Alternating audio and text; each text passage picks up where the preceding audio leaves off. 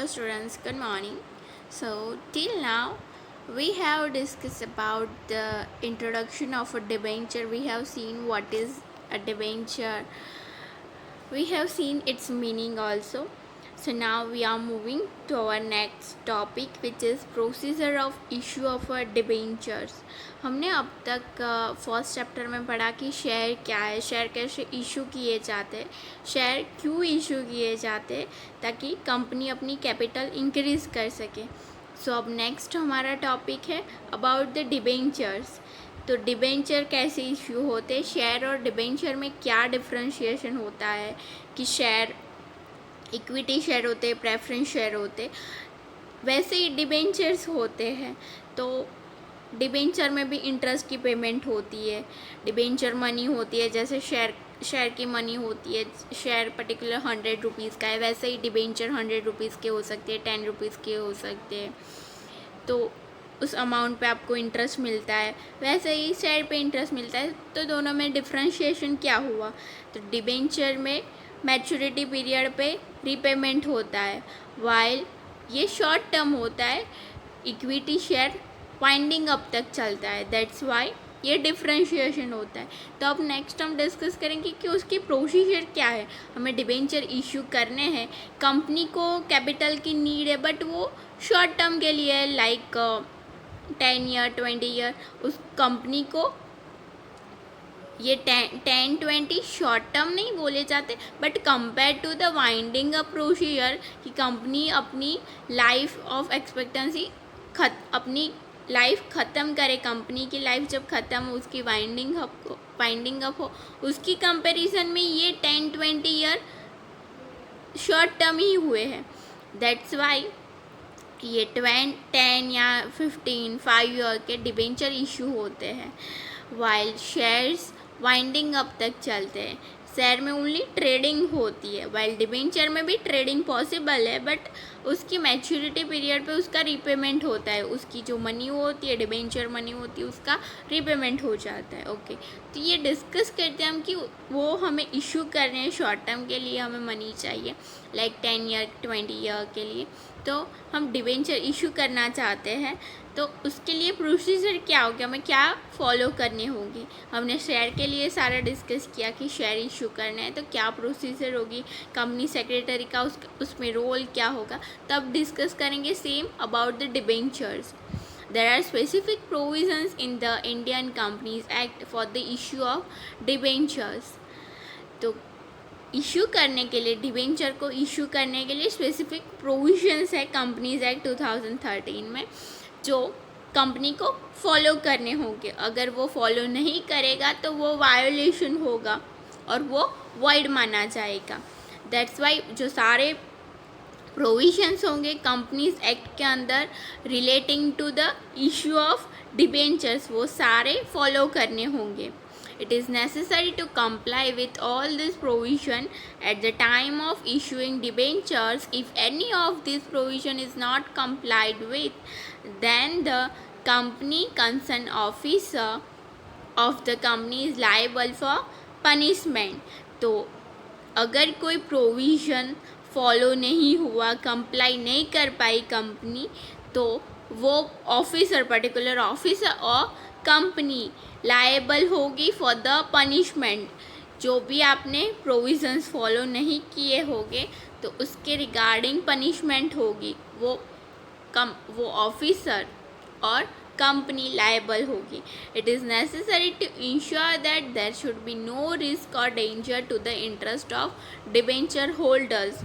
तो जो debentures holders है उनके इंटरेस्ट को कोई हार्म ना हो, कोई उनको नुकसान ना हो, वो गारंटी देनी चाहिए.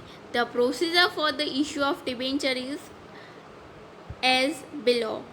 तो वो प्रोसीजर क्या है वो अब हम डिस्कस करते हैं. हमारा फर्स्ट पॉइंट है resolution by board of director. तो हमें पता है कि कोई भी शुभ काम करने से पहले बोर्ड ऑफ डायरेक्टर की कंसेंट होना रिक्वायर्ड ही है. तो यहाँ तो हम डिबेंचर्स इशू कर रहे हैं, कंपनी के पास कैपिटल आ रही है, कंपनी की कैपिटल इंक्रीज हो रही है, तो फिर उस टाइम पे हमें रिजोल्यूशन तो करना ही होगा, मतलब कि बोर्ड ऑफ डायरेक्टर की कंसेंट चाहिए होगी. First of all, the provisions of debentures of articles of the company are studied, then a resolution is passed in the meeting of board of director to issue debentures. तो ये resolution पास करने से पहले articles of association में इस regarding जो भी provisions होंगे वो स्टडी करने होंगे और उसको फॉलो करना होगा. At the meeting, a decision is taken regarding the amount of total issue, rate of issue, payment of interest, number of debenture, certificate and conditions. तो ये सारी मैटर्स डिस्कशन करनी होगी eight the time of meeting. तो board of directors की जब meeting मिलेगी तो उस टाइम रिजोल्यूशन करना है, बट कौन सी मैटर डिस्कस करनी होगी, तो कितने नंबर के डिबेंचर इशू करने, कितनी अमाउंट में इशू करने हैं, उसका रेट क्या होगा, सर्टिफिकेट, देन ऑल कंडीशंस क्या होगी, वो सारी इस टाइम डिस्कस होगी और उस पर रिजोल्यूशन पास ऑन होगा. देन रिजोल्यूशन के बाद बोर्ड ऑफ डायरेक्टर की कंसेंट मिल जाए, उसके बाद नेक्स्ट प्रोसीजर क्या होगी, resolution by general meeting of the company. हमें पहले बोर्ड ऑफ डायरेक्टर की कंसेंट चाहिए, then general meeting. General meeting में क्या होगा, एनुअल जनरल मीटिंग कंपनी की मिलती है, तो उसमें सारे शेयर होल्डर को इनविटेशन दिया जाता है, तो उस टाइम रिजोल्यूशन पास होगा एट द जनरल मीटिंग. तो पहले हमने क्या किया, कंपनी के जो बोर्ड ऑफ डायरेक्टर थे उनसे कंसेंट ली, देन उसके बाद रिजोल्यूशन पास ऑन किया एट द जनरल मीटिंग, मतलब जो सारे जो मेंबर्स थे कंपनी के शेयर होल्डर्स, तो उनकी कंसेंट ली, बिकॉज वो एक्चुअली ओनर है कंपनी के. उनका पार्ट्स बहुत, उनका शेयर बहुत, में भी शेयर वैल्यू कम हो, बट उनको भी चांस दिया जाता है, तो ताकि कंपनी के डिसीजन वो ले सकें. तो दैट्स वाई रिजोल्यूशन पास करना होगा at the general meeting, but उसमें भी कंडीशन है कि वो रिजोल्यूशन कब कंपलसरी है. The sanction for issue of debenture is obtain in the general meeting of a company if due to issue of debenture the debt of a company exceed free reserves of the company, or if the debentures are to be issued for an amount exceeding free reserve fund.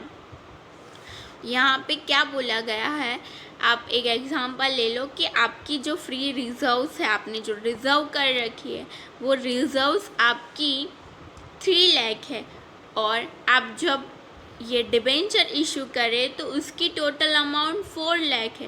तो यहाँ पे कौन सा case हुआ कि आपकी जो reserve थी वो कम है आपके डिबेंचर इशू से, और डिबेंचर की अमाउंट फ्री रिज़र्व से ज़्यादा है, तो उस कंडीशन में आपको रिजोल्यूशन पास करना होगा at the general meeting.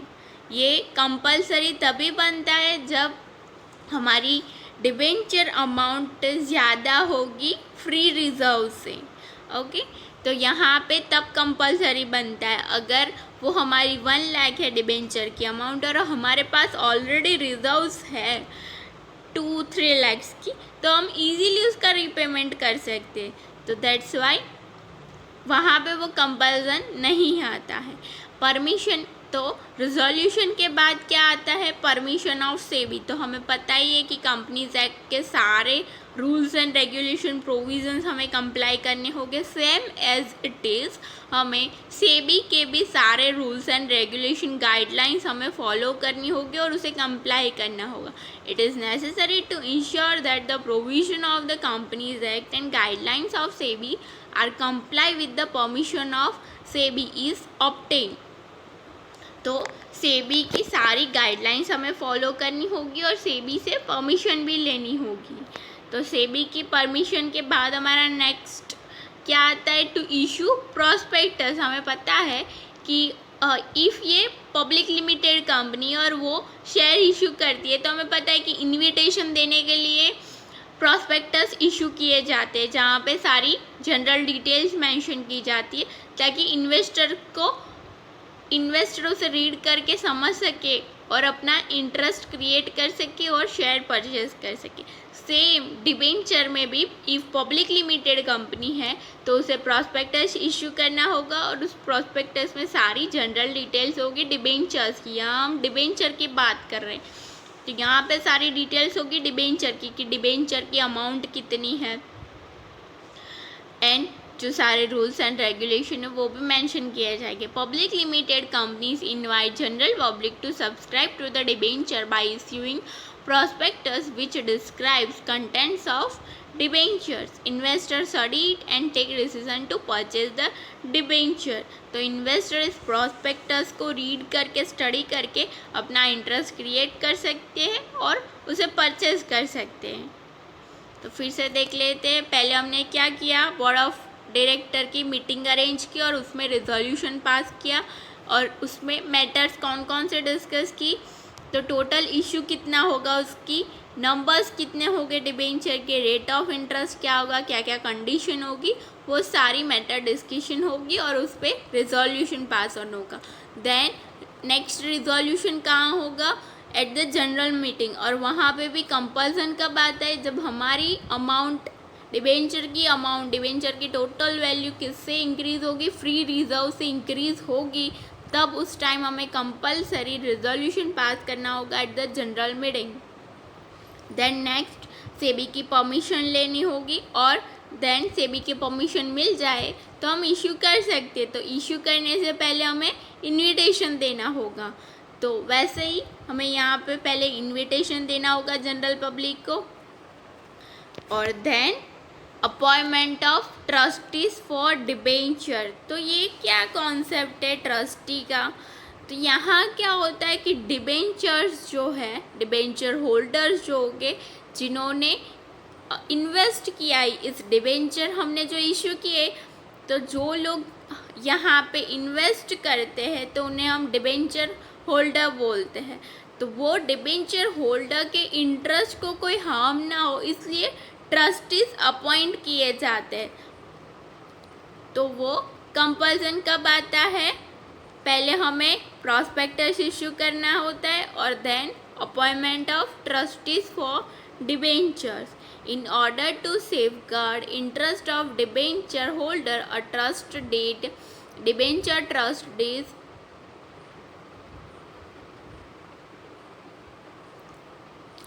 Debenture trust deed is prepared under the Trust Act. The trustees for debentures are appointed in the company. तो डिबेंचर होल्डर के इंटरेस्ट को कोई हार्म ना हो, दैट्स वाई ये ट्रस्टीज अपॉइंट किए जाते हैं। और ये ट्रस्ट डीड जो है वो किस एक्ट के अंदर प्रिपेयर होता है, ट्रस्ट एक्ट के अंदर।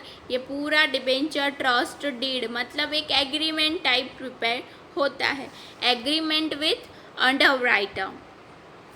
If the board of director decides to enter into an agreement with underwriter for the issue of debentures, it is done at this stage. The conditions are determined by both the parties.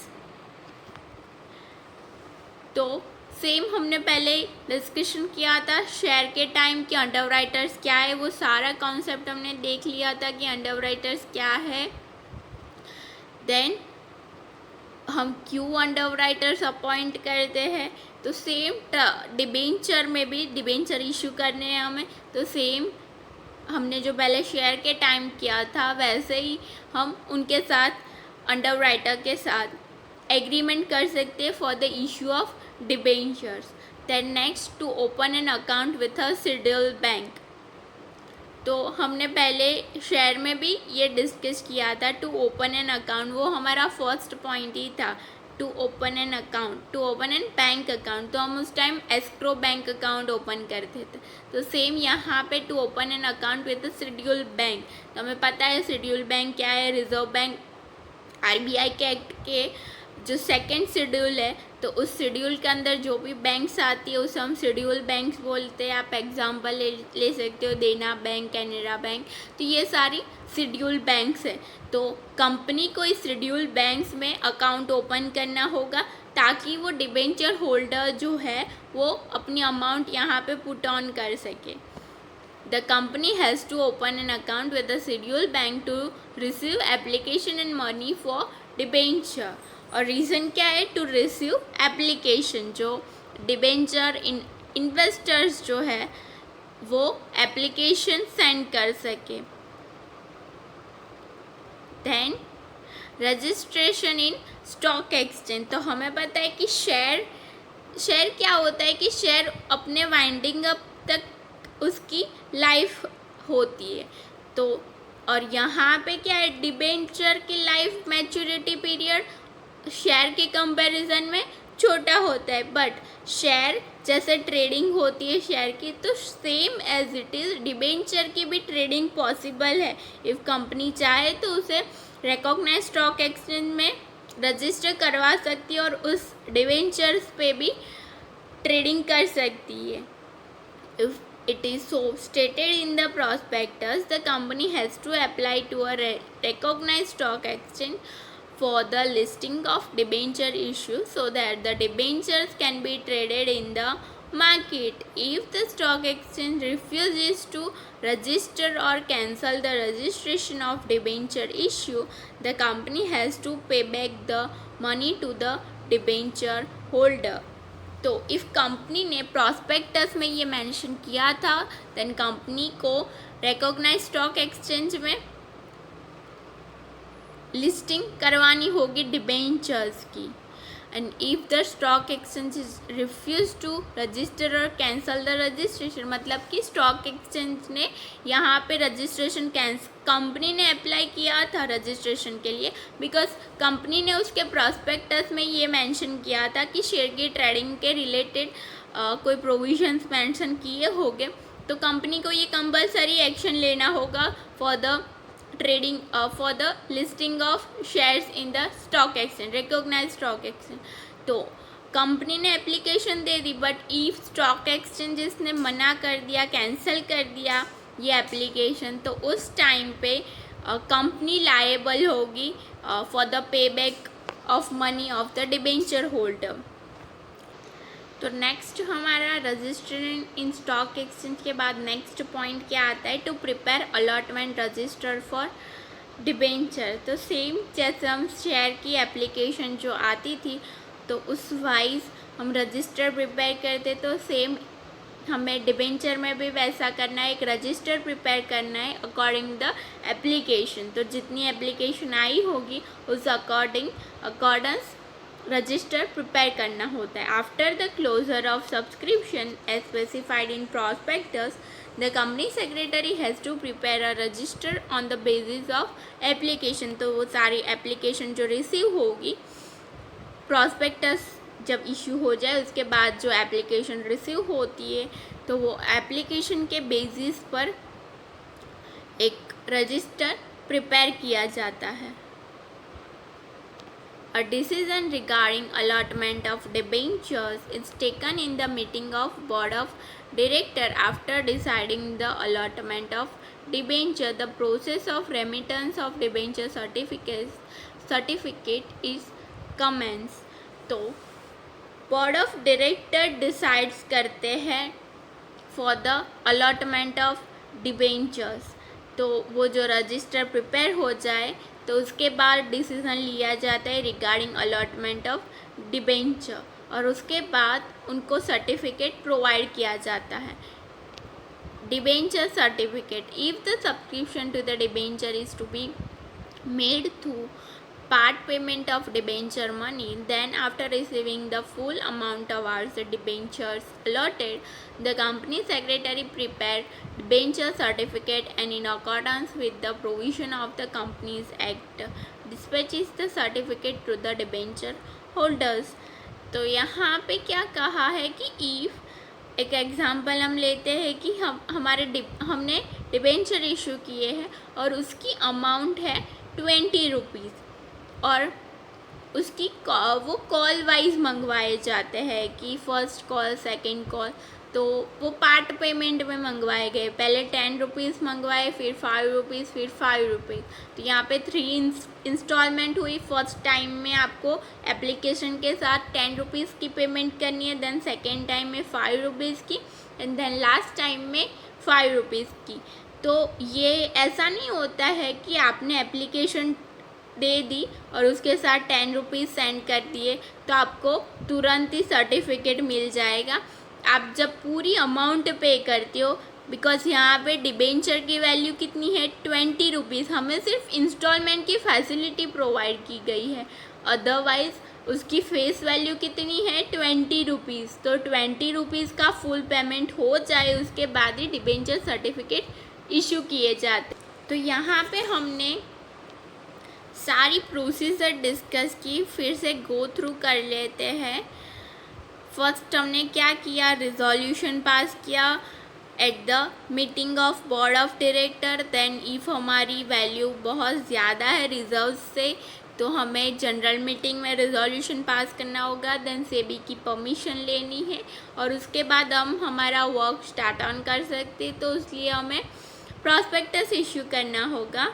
Then appointment of trustee, ताकि जो investors है, जो debenture holders हैं, उनके interest को कोई harm ना हो। देन अंडरराइटर का पिक्चर में आते हैं, देन उनके साथ एग्रीमेंट होता है। Then to open an account with schedule bank, application receive करने के लिए हमें शेड्यूल बैंक में अकाउंट ओपन करना होगा। देन सेट डिबेंचर की ट्रेडिंग के लिए रजिस्ट्रेशन करना होगा, डिबेंचर की लिस्टिंग करानी होगी रिकॉग्नाइज्ड स्टॉक एक्सचेंज में। देन रजिस्टर प्रिपेयर करना होगा for the allotment of debentures and debenture certificate issue किए जाते हैं। ओके, तो प्रोसीजर के बाद हमारा नेक्स्ट टॉपिक क्या होता है कि ऐसे कौन से राइट्स है जो डिबेंचर होल्डर्स को प्रोवाइड किए जाते हैं। डिबेंचर होल्डर्स हमारे क्रेडिटर्स है, तो डेटर और क्रेडिटर के बीच में जो रिलेशंस होती है, जो रिलेशनशिप बिल्डअप होती है, तो वहाँ पे क्रेडिटर्स को कुछ राइट्स होते हैं। वो राइट्स क्या है वो आज हम डिस्कस करेंगे इस टॉपिक में। Rights of debenture holder, debenture holder are entitled to certain rights. Debenture holder are creditor of a company and therefore there is a relationship of debtor creditor between the company and debenture holder.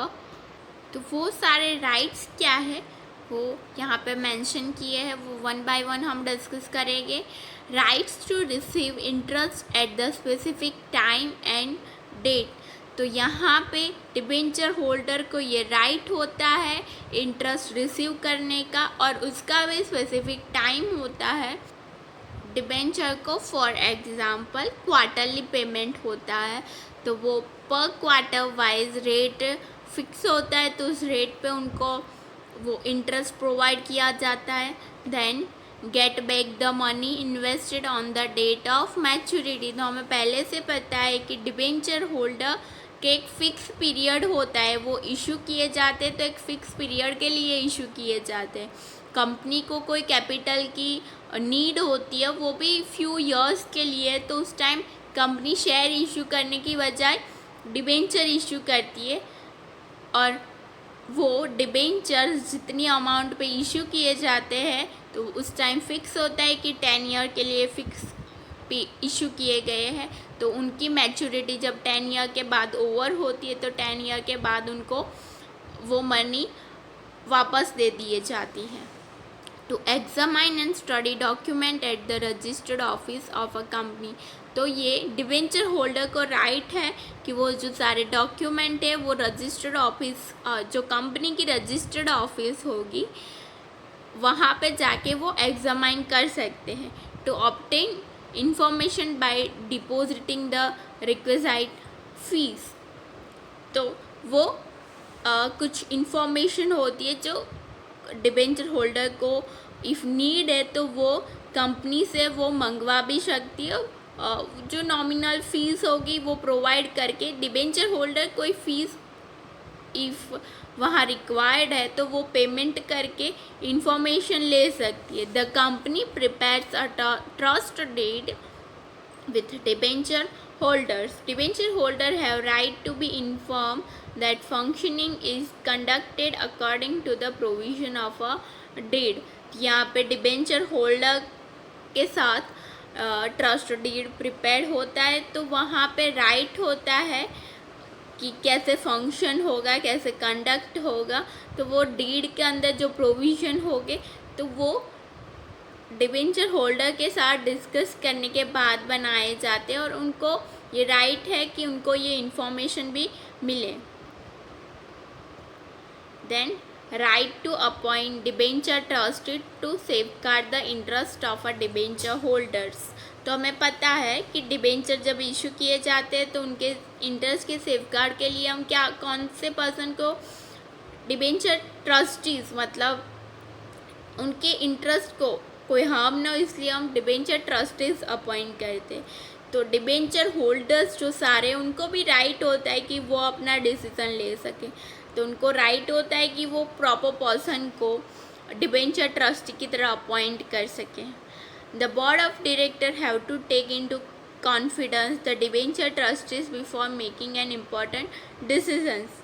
तो company कोई decision ले रही है तो वहाँ पे उनको debenture trustees को कॉन्फिडेंस में लेना होगा कि यहाँ पे डिबेंचर होल्डर्स को कोई हार्म नहीं हो रहा है। To ensure that the property mortgage under the trust deed is adequately safeguard. तो वो एग्रीमेंट में जो भी प्रॉपर्टी मॉर्गेज हुई होगी वो सफिशिएंट है। इफ़ कोई कंपनी कोई फ्रॉड करती है तो वो प्रॉपर्टी सफिशिएंट है कि इन्वेस्टर्स को उनकी अमाउंट जितनी मनी वापस मिल सके। Right to initiate legal action if the condition provision of trust deed in respect of property under security are not complied.